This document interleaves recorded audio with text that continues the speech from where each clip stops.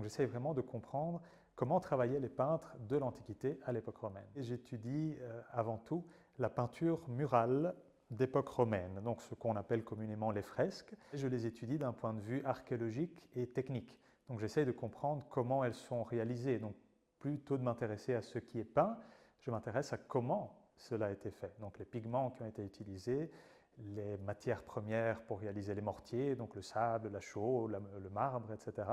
L'étude archéologique n'est pas simplement aller sur un site et voir, étudier, photographier, dessiner, mais également augmenter notre observation d'une série de techniques qui peuvent être des techniques liées plutôt à la chimie, à la physique, c'est ce qu'on appelle l'archéométrie. Nous utilisons aussi beaucoup ce qu'on appelle l'archéologie digitale. Et donc on a la possibilité, grâce à l'informatique, à l'infographie, à la modélisation 3D, de justement essayer de mieux comprendre en contexte, dans mon cas les peintures dans leur contexte architectural, mais également utiliser la technologie pour voir certaines choses, par exemple des motifs qui peuvent être plus effacés ou moins visibles. On a la possibilité aujourd'hui avec des logiciels de traiter de façon informatique les images et donc de voir l'invisible. On peut apprendre énormément de choses sur les peintures de l'Antiquité puisque les techniques sont celles de la peinture de l'époque médiévale, Renaissance. Donc on a vraiment la genèse de l'histoire de l'art de la peinture murale en Occident, mais ça ne se termine pas à l'époque de la Renaissance, ça continue. Et aujourd'hui, je pense qu'on peut aussi continuer à enduire nos murs selon des techniques qui peuvent être celles de l'Antiquité romaine, puisque ce sont des techniques qu'aujourd'hui on pourrait appeler de durables ou d'éco-compatibles, puisque les ingrédients de base sont des ingrédients tout à fait d'origine naturelle.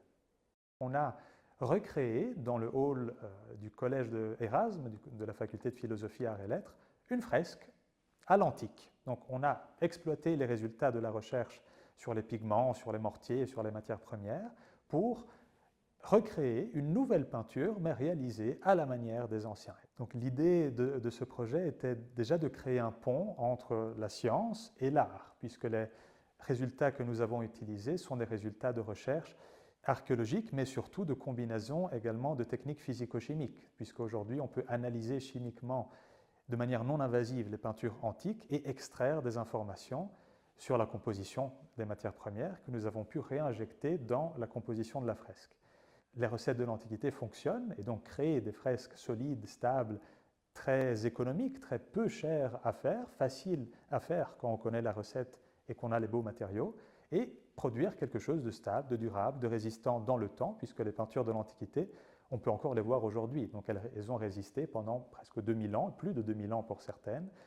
C'est simplement une autre manière de concevoir le temps. Donc dans la construction principalement des années précédentes et du XXe siècle, on a voulu faire aller plus vite et construire plus rapidement et pour faire durer aussi moins longtemps. Mais je pense qu'aujourd'hui, dans les conceptions que nous avons de la société d'aujourd'hui et de vouloir créer une société plus durable, plus résistante et résiliente peut-être, je pense qu'un retour peut-être à ces techniques plus traditionnelles peut être efficace et est en réalité déjà efficace puisque beaucoup d'architectes pensent aujourd'hui à construire des bâtiments plus durables, plus résilients. Et donc on a un retour peut-être aux techniques plus traditionnelles qui certes sont moins efficaces d'un point de vue de rentabilité des temps de chantier, mais qui à l'avenir peuvent apporter quand même des avantages énergétiques et de résistance beaucoup plus durables dans le temps. Et donc j'espère que mes recherches pourront alimenter déjà nos connaissances sur le passé, sur l'Antiquité romaine, mais aussi utiliser ces connaissances pour alimenter un débat sur la société d'aujourd'hui et imaginer également la société du demain.